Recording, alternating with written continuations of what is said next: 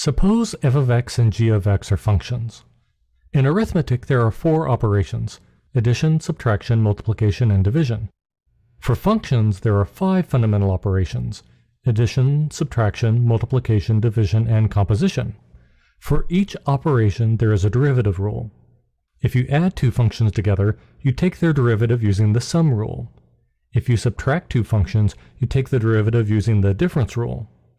If you multiply two functions together, you take the derivative using the product rule. If you divide one function by another, you take the derivative using the quotient rule. And for function composition, you use the chain rule. Notice how the sum rule and difference rules are pretty straightforward. The derivative of a sum is the sum of the derivatives. The derivative of a difference is the difference of the derivatives. Sadly, this pattern doesn't hold for multiplication, division, or composition. So today we're going to talk about the product rule. Let f of x and g of x be two functions.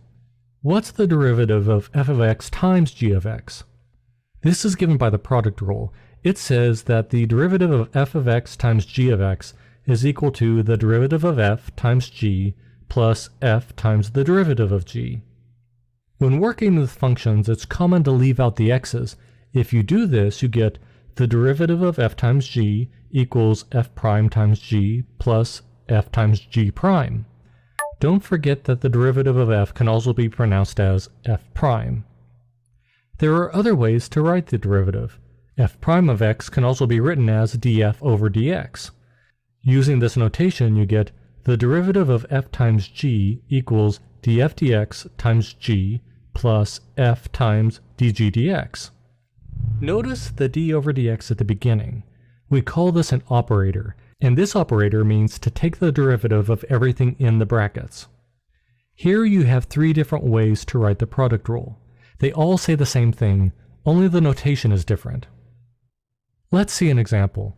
Let's find the derivative of x squared minus 2 times 7x cubed plus 5. There are two ways to do this. One, we can multiply the two polynomials, then take the derivative. Or two, we can use the product rule. We'll use both ways. First, let's multiply the two polynomials and then take the derivative so we'll know what the answer should be. Remember, when you multiply two polynomials together, you multiply each term on the left by each term on the right. X squared minus 2 times 7x cubed plus 5 gives us, if we multiply x squared times 7x cubed, we get 7x to the fifth. Negative 2 times 7x cubed is negative 14x cubed. X squared times 5 is 5x squared. And negative 2 times 5 is negative 10. Let's now take the derivative of this polynomial. You do this term by term. The derivative of 7x to the fifth is 35x to the fourth. The derivative of negative 14x cubed is negative 42x squared. The derivative of 5x squared is 10x. And the derivative of negative 10 is 0. Don't forget the derivative of any constant number is 0. So we get the derivative of x squared minus 2 times 7x cubed plus 5 is 35x to the fourth minus 42x squared plus 10x. Let's find the derivative again, but this time we'll use the product rule. In this example, x squared minus 2 is f of x, and 7x cubed plus 5 is g of x. Since f of x equals x squared minus 2, the derivative of f equals 2x. And g of x equals 7x cubed plus 5, so g prime equals 21x squared. We now have everything we need to use the product rule.